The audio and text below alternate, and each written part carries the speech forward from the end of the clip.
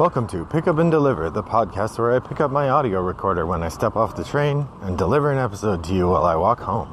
I'm Brendan Riley.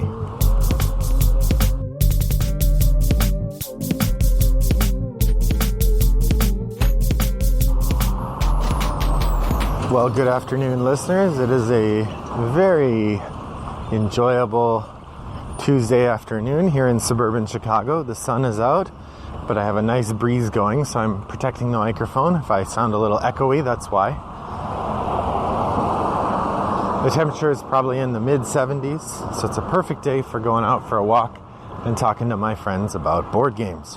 In trying to decide what I might talk to you today about, I realized it had been quite a while since we talked podcasts. I know this is a podcast, and it's probably anathema to recommend listening to other podcasts, but I suspect if you're listening to mine, you're probably fairly far down the board game rabbit hole, or your family. Hi, Mom. And you might like some other recommendations. So I was making a list, and at first I thought I might just check in and talk about what podcasts I listened to. Made a big list. But then I thought, what if I did it a little differently? What if instead, with each podcast, I will talk about a couple games that I either have that make my taste fit with the taste of the reviewers, or games that I've bought because of the reviews that the reviewers made. So a kind of discussion of what about the way the podcast talks fits my taste. Alternately, I might also talk about games they didn't like that I do like, or along those lines. All right, so there are a variety of board game podcasts I listen to. In making my list, I found 7 that I would say I listen to vigorously. By which I mean, when I see they have a new episode out, I make a strong effort to listen to it. I have another 7 or so that I listen to somewhat regularly. We'll say I listen to 1 out of 3 episodes of those. So I'll start with the ones that I listen to regularly, and then at the end I might do a quick summary of the remaining podcasts. So I would say the podcast that I most vigorously listen to when it's new is Blue Peg, Pink Peg. Been listening to this one for quite a while now, and I've listened to every episode. I went back. I started listening at about episode 50, and I went back and listened to the first 2 years of it from before I started listening. So I've been listening for a long time. Blue Peg Pink Peg has gone through a number of changes. Most recently, the host Patrick, with whom I got to play a game at Origins in 2017, has stepped away from the show. So they're trying to figure out what they're going to be like and what they're going to sound like without him at the helm. They've done 1 episode so far without him. I always really enjoyed him. What's interesting is I'm not sure how much my tastes fit with any one of the pegs. Probably Patrick is the closest, but he likes some games I didn't like and would often give reviews that did not match my taste. When I was thinking about games they like or didn't like and places my taste matched theirs, I guess, Rob's favorite designer is Stefan Feld. I like Feld's games well enough, all the ones I've played of his that I enjoyed. But honestly, the thing that reigns biggest in my mind is the fact that they did not like Shakespeare, and I really do. So that's weird. Nonetheless, I really like their dynamic. I like the way that they talk about family. They're a fun bunch of people, really nice, genuine. So Blue Peg, Pink Peg is my top-rated board game podcast. I would say the next most... So the order that I'm putting on here is, if I see that all of these podcasts have refreshed at the same time, what order am I listening to them in? That's kind of the sort here. So the second one in that regard is the Shut Up and Sit Down podcast. I will say my taste does not align with theirs very strongly. That there's often games that they review in a really positive light that I can just tell will not fit for me. Pipeline is an example of a recent one. But they also have an appreciation for games and game design that has a kind of nuance to it that a lot of the other podcasts don't have. for lack of a better phrase, or lack of a better way of expressing it, I would say that Quinns and Matt are both very articulate about why they like a thing, and they're able to express that really skillfully. And so in that regard, I really enjoy their way that they talk about games, and often they're able to highlight elements of gameplay that are really fun. I do have a couple games that I've picked up because of their reviews that have been particularly amusing. I have, I'll point to Ladies and Gentlemen, is a really interesting party game where you're pretending to be, I've talked about it before, where you're pretending to be a wealthy British person trying to buy clothing for the ball. It's goofy and silly and fun, and the way that they recommend things, I really like it. They also recommended The Mind. They were one of the first groups I heard to talk about that. I really enjoyed that. So that's Shut Up and Sit Down. Looking at the next one that I would say I listen to, if it's been refreshed, is the So Very Wrong About Board Games podcast. This was actually recommended by one of the Pick Up and Deliver listeners. Thank you for that. And I've only been listening for a couple months, but boy, those guys they have a tight review game going. You know, one of the big things that they do is they really don't spend a lot of time doing other stuff. The podcast is short and succinct. They have either a deep review of a game, or they'll do a topic, and then they do a few games we've been playing. They're a bit on the acerbic side. They tend to be pretty critical of games in ways that make me a little nervous about them ever playing one of mine. But in that regard, they when they like something, you know they really like it. I don't think I've bought anything on their recommendation yet. They have talked quite a bit about SEAL Team Flicks and how amazing it is. I did look. They said it was selling for ridiculously cheap. I looked and it was still $50. So I'm like, that's not a game I'm interested in enough to pay $50 for. But I do really like the Hellboy board game, which they've been very positive about. So there's a connection. I would say they play a little bit more miniatures games and war games than I tend to, but I enjoy hearing them talk about it. That's So Very Wrong About Board Games. The next one I would say that I jumped to is Rado Talks Through.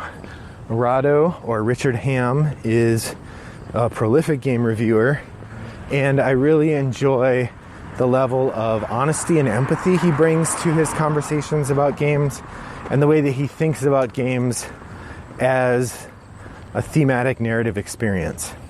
I will say that sometimes I feel like he's a bit off in the way he reads games, or my opinions don't always line up with his, but his voluminous encyclopedic knowledge of the board game sphere and his ravenous appetite for games I find really exciting.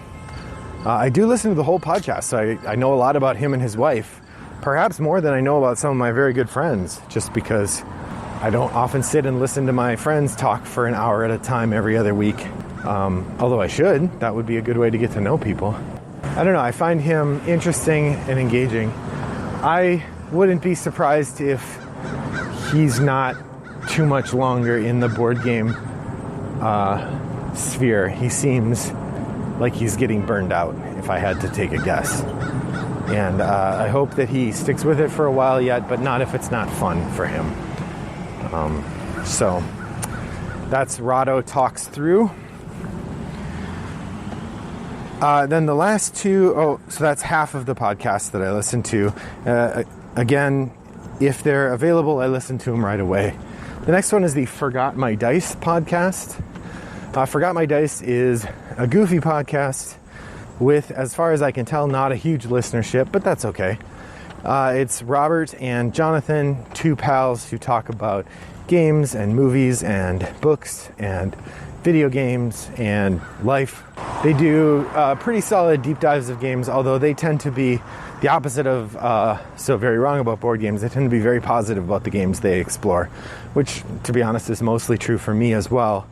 I understand wanting to explore games you like, and why would you do a deep dive review on a game you don't like? Especially if you're not a big enough reviewer that you're like getting free review copies and stuff. if you're choosing the games that you want to review, kind of like Rado, why are you picking to play games you aren't going to like? So I think that's what's happening there. Sometimes they go a little too far into the video game talk for my taste, but they're nice guys, and I've enjoyed this show so far. The next one is The Secret Cabal. When I said I'm putting these in the order that I listen to them, I mean, to be honest, a big part of it is also just if I notice it's been refreshed. I will say I listen to most of the output The Secret Cabal does. I don't really listen to Lords of the Dungeon. I've listened to it a few times and it's fine, but I don't play D&D enough to really listen to it religiously. And but the overall, the main show, The Secret Cabal, is a great group of fellas who get together and talk about games. Oh, I've been leaving out games that I got because of them. With regard to Rado, I would say the interest I've taken in Stefan Feld early on has been because of Rado, and it was really Rado's discussion of the Carpe Diem mechanism that kind of clinched it for me and made me decide to buy it. Forgot My Dice. I don't think I've bought any games because of their recommendations. And onto The Secret Cabal. So The Secret Cabal, I definitely have the most taste overlap with these fellas. The games that Chris tends to like, I really like. I'm a big Mind Clash fan, and I have bought all of those games of my own accord, so I'm not really in the same space as, I'm not buying them because they recommend them, but I really like them. And then some of their favorite games are also some of my favorite games. I really like A Touch of Evil. I really like A Study in Emerald, both of which are games that they enjoy intensely. So in both those cases, that's been a big part of what I've been doing. And that's a place where their taste overlaps with mine. Finally, the last podcast that I would say I have on that top-notch list is Board Game Blitz. This is a two-person podcast run by Crystal and Ambi. It used to be 3 people, and of course, the one that I've met is the one who's no longer on the show. This seems to be part of my oeuvre. Don't meet me or you'll end up quitting the show you're on. I really like the give and take between Ambi and Crystal, and I really like the different kinds of games they cover. They have a variety of different games that they approach, and I really like the way they talk about them. They have solid depth, but the show doesn't get too long. I don't know that there's any games I've bought because of the show. I don't think so. Although Sagrada, when I first played Sagrada, it was part because Crystal had said how much she liked it. In reality, I didn't like Sagrada that much the first time I played it. I thought it was fine. The thing that got me into that was that my wife really liked the game. That's been part of our stable of games ever since. So I've got just a few minutes left here, so let me share with you the non-game podcast that I listen to and then the game podcast that I listen to occasionally. So the non-game podcast that I listen to, there are 5 of them, and I kind of alternate between a board game podcast and a non-board game podcast. These are Who Shot Ya, which is a movie review podcast, Sawbones, which is a medical history podcast, so that I really listen to that with my wife when we're driving. Judge John Hodgman, who gives advice and settles disputes. The West Wing Weekly, which is a week-by-week rewatch of the entire West Wing. I'm almost done with that, so I may have to find a new one to fit that particular niche. And then My Favorite Murder, which is a true crime comedy podcast and kind of an oddball for the things I listen to, but pretty enjoyable for that. There are a variety of game podcasts that I listen to occasionally. When I say occasionally, it means I'll listen to, every second or third episode when I feel like it, but not every episode. So that's the Dice Tower, the Out of the Dust podcast, Brawling Brothers. I've been cooling on them lately. They have really good rapport, but I'm often finding mistakes in the way they talk about games. Like they'll just misrepresent what a game is, or they'll describe it in a way that it makes me think they either don't understand it or I don't know. They seem like nice guys, but the board game content doesn't satisfy me very much on that one. the Generic Podcast with Philip Millman. The Board Game Design Lab and Ludology are both great podcasts about developing your board game design chops. And On Board Games is a podcast that I've listened to for a long time, but honestly in the past few months I haven't really listened to it much. Not because it's not good, it's just there's only so many hours in the day. With all of that out of the way, I guess I would say thank you for listening to my podcast. It means a lot to me that you, of all of the different high quality content, including most of the stuff I've mentioned here today, you're still listening to me 15 minutes at a time, 2 or 3 times a week. If there is something about the show that you really like or you really don't like, I would love to hear about it. You can email me, Brendan@rattleboxgames.com, or you can go into the Board Game Guild 3269, where the Pick Up and Deliver Guild is, and comment on this show or any of the shows really to talk to me. I check that pretty regularly. In the meantime, I guess I'm curious, what podcast do you listen to? Obviously, I have a lot on my slate, but I'd always be interested to hear about a new one. So hop over to the Guild and post about whatever show really gets you jazzed up. What's the first one you listen to when your podcasts refresh? I'd love to hear it. In the meantime, I hope your next walk is as pleasant as mine was. Bye-bye.